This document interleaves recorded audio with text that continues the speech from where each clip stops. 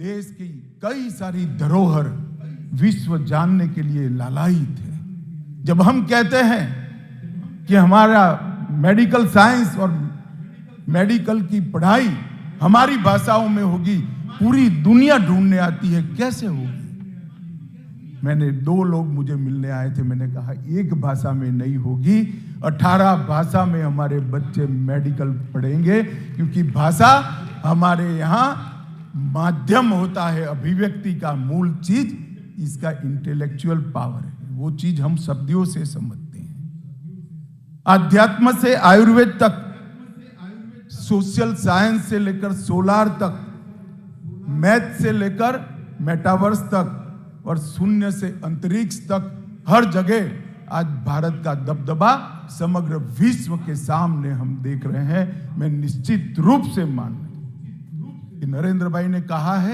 ये अमृत काल की शुरुआत।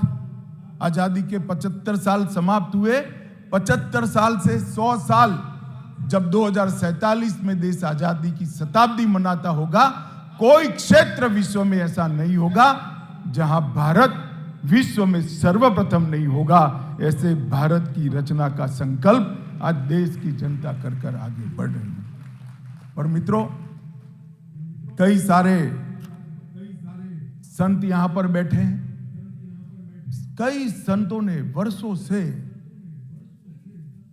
कई प्रकार की तपस्याएं, उपासनाएं, प्रार्थनाएं करी कि इस देश का स्व जागृत हो, इस देश अपनी चीर पुरातन सनातन संस्कृति की ओर मुड़े, मगर ये संभव नहीं होता। 550 साल से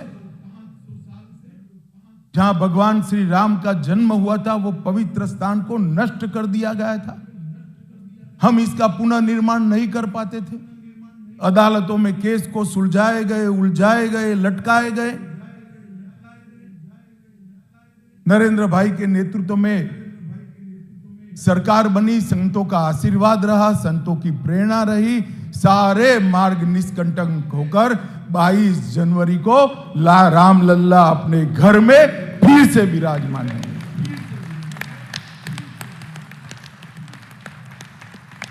और ये कोई संयोग नहीं हो सकता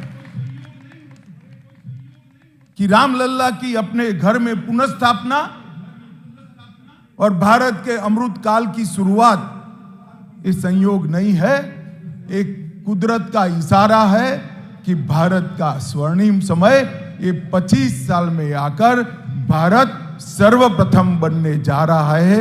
ये इसका इशारा है। हमारे योग को, हमारे आयुर्वेद को विश्व के अंदर आज स्वीकृति मिल रही है। समग्र दुनिया योग और ध्यान को, हमारे आसनों को आश्चर्यचकित होकर दवाई वगैरह के मानव जीवन की कल्पना को साकार करने में लगी है। हमारे वेद, उपनिषद और हमारे दर्शन के सभी वैज्ञानिक दृष्टिकोणों को पूरा विश्व समझने के लिए लालायित है। और उसी वक्त रामलल्ला अपने घर में विराजमान होंगे।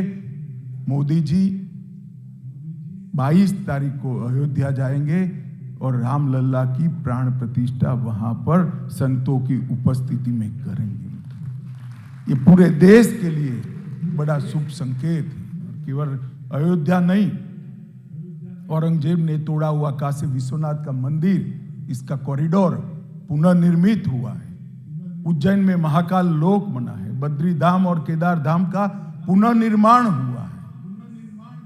सोमनाथ का मंदिर अनेक बार लूटने के बाद फिर से एक बार सोने का बनाने की शुरुआत हो चुकी है। और गुजरात के पावागढ़ पर सालों के बाद फिर से शक्तिपीठ की स्थापना भी हो। ये जो शुरुआत हुई है, ये शुरुआत एक शुभ संकेत है। और मैं आप सभी को निश्चित रूप से बताने चाहता हूं कि कई कवियों ने गाया कि भारत सोने की चिड़िया थी, मगर वो हमारे लिए भव्य भूतकाल था। आज 2014 में देश का अर्थतंत्र दुनिया के अर्थतंत्रों की तालिका में 11वें नंबर पर था, आज 5वें नंबर पर है। और मैं आपको विश्वास दिलाने आया हूं 24 में मोदी जी को प्रधानमंत्री बना दीजिए, 27 में दुनिया के तीसरे नंबर का अर्थतंत्र भारत बन जाएगा।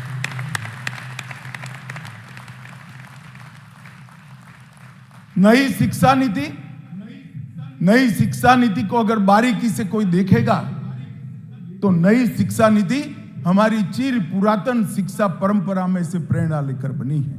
वो आधुनिक तो है, आधुनिकता के सारे रास्ते खुले हुए, खुलापन है, समग्र विश्व की अच्छाइयों को स्वीकारने का, वेद के मंत्रों का इसके अंदर दर्शन होता है। आधुनिक से आधुनिक शिक्षा नीति है, परंतु इसका मूल भारतीय शिक्षा परंपरा से बना हुआ है। ये बरोबर नरेंद्र भाई के आग्रह के कारण बना है। मित्रों, मुझे मालूम है नई शिक्षा नीति से पढ़े लिखे जो बच्चे, जो भारतीय युवा आएंगे, वो बाबू नहीं बनेंगे, वो भारतीय बनेंगे और महान भारत की रचना का स्वप्न वो साकार करेंगे। मित्रों, आज सबसे बड़े मोबाइल निर्माता बनने की ओर हम आगे जा रहे हैं। स्टार्टअप दुनिया में तीसरे नंबर पर हम खड़े हैं। रिन्यूएबल एनर्जी में दुनिया में तीसरे नंबर पर खड़े हैं और सुरक्षा के मामले में आज भारत को कोई शंका की दृष्टि से नहीं देख सकता। सालों से धारा 370 का कलंक हम धोते आए हैं, जहां से अलगाववाद और आतंकवाद का जन्म होता था। 5 अगस्त 2019 को मोदी जी ने कलम के एक झटके से बिल लाकर धारा 370 को समाप्त कर दिया। सर्जिकल स्ट्राइक और एयर स्ट्राइक कर जिनको आदतें पड़ी थी, इनको एक कठोर संदेश भेजा है कि भारत की सेना और भारत की सीमा के साथ खिलवाड़ नहीं करते हैं, वरना जवाब मिलेगा, जवाब घर में घुस कर दिया जाएगा। ये परंपरा नरेंद्र भाई ने खड़ी की है। आतंकवाद के प्रति जीरो टॉलरेंस, नक्सलवादी क्षेत्रों के अंदर हमने कई सारे सुरक्षा के छेद थे, इसको भरने का काम किया है।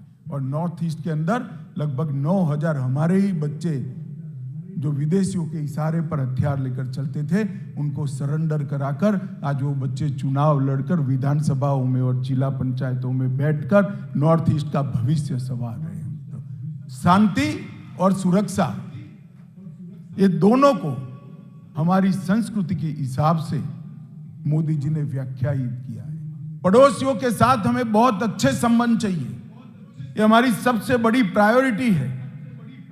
मगर इसका मतलब ये नहीं कि हमारी सीमाओं की सुरक्षा के साथ हम समझौता करेंगे।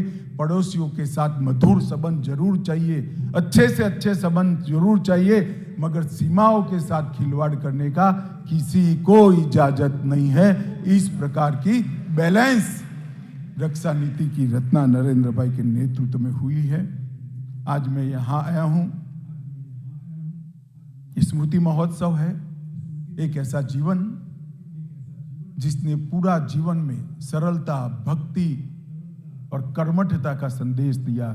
इसको हम सब आज प्रणाम करते हैं और माधव प्रियदास स्वामी के नेतृत्व में राजकोट गुरुकुल के, स्वामीनारायण गुरुकुल के सभी संत वृंद को भी मैं फिर से एक बार प्रणाम करना चाहूँगा। आपने जिस निरपेक्षता के साथ समाज की सेवा का यज्ञ अविरत चालू रखा है, इससे समाज को तो फायदा हुआ ही हुआ है, देश को बहुत अच्छे नागरिक देने का आपने प्रयास किया है। भारतीय संस्कृति और भारतीय शिक्षा को आपने आगे बढ़ाया है। विद्वान से विद्वान मगर जेन्युइन से जुड़े हुए नागरिक यहाँ से आपने देश को देने का काम किया है। मैं समग्र गुजरात और देश की जनता की ओर से आप सभी के श्री चरणों में प्रणाम कर धन्यवाद कर मेरी वाणी को विराम दूंगा। मुझे यहाँ बुलाया, संतों ने आशीर्वाद दिए, संतों ने स्वागत भी किया, इसलिए मैं अपने आप को बहुत भाग्यशाली मानता हूँ। इसके लिए भी धन्यवाद कर मेरी वाणी को विराम करता हूँ। आप सभी को जय स्वामीनारायण।